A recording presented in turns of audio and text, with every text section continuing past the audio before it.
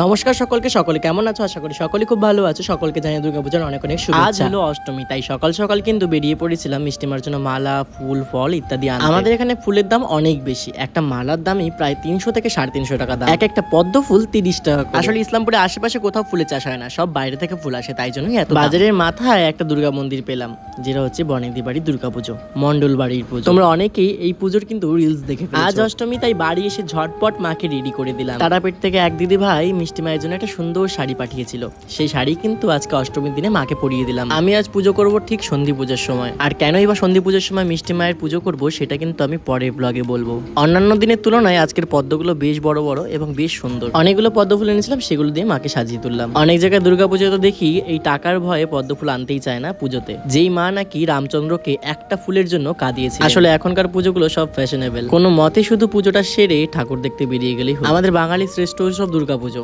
কিন্তু এটা উৎসব হলেও সবার প্রথম কিন্তু মায়ের পুজো। এখন বিশেষ বিশেষ কিছু মন্দিরেই শুধু মায়ের আরাধনা দেখা যায় খুব ভালো মতন। মিষ্টি মাকে ঘোমটা ছাড়া জানি কেমনই একটা লাগছিল, তারপর মাকে একটা ঘোমটা পরিয়ে দিলাম।